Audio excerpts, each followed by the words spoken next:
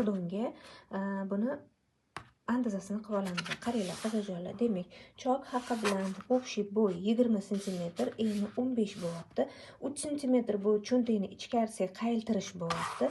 1,5 sm ugl chiqarib turib dumaloq qo'yganman. Klapini 4 sm, 6 sm uchlikda tushgan joyini nima qildim?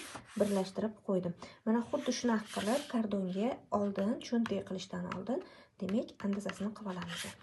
Mana cho'ntakga chok haqili 0,5 sm dan bergan holatida mana klapani 2 qavat bo'lgani uchun ikkitadan bichib oldim. Mana bu planka nima? Planka bu cho'ntakning chetiga chiqariladigan bortikimiz.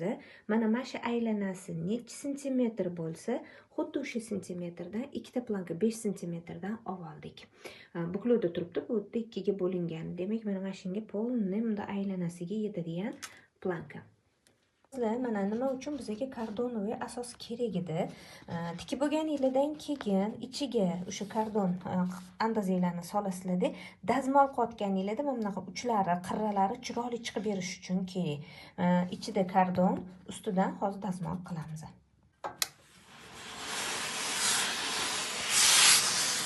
Обязательно yu kitob, yu taxta nima bo'lsa ham yoki mana bunaqalar kolodkalardan foydalangan holda ustiga bostirib qo'yishinglar kerak. Ichida mana hali ham kardoni bor, mana shunaqa uchli bo'lib chiroyli chiqadi.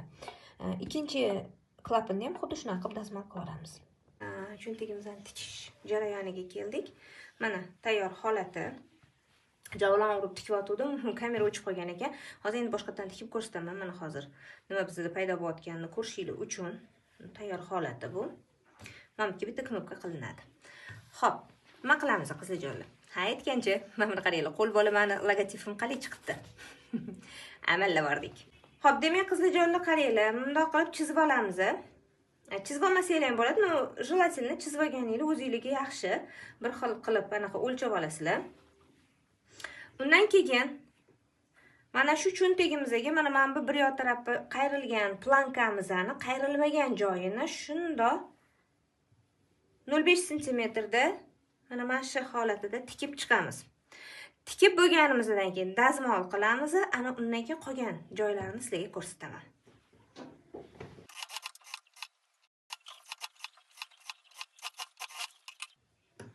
Ortiqchasini kesib tashlaymiz. Ana endi qizlarjonlar qaranglar, mana shuni hozir mashtini overlock qilamiz. Overlock qilamiz 3 sm ichkariga qayiltirib chok beramiz. Ana undan keyin mana bu yerga 1 mm chok beramiz.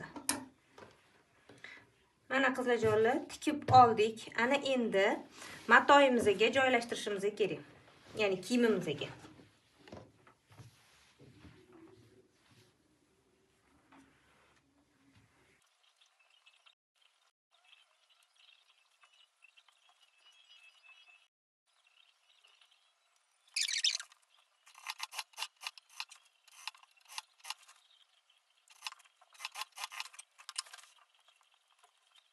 Mana qizlarjonlar bo'ldi. Qilib oldik. Endi hozir buni yaxshilab ustidan dazmol qilib kelamiz. Mana bunaqa qavat bo'lishi kerak.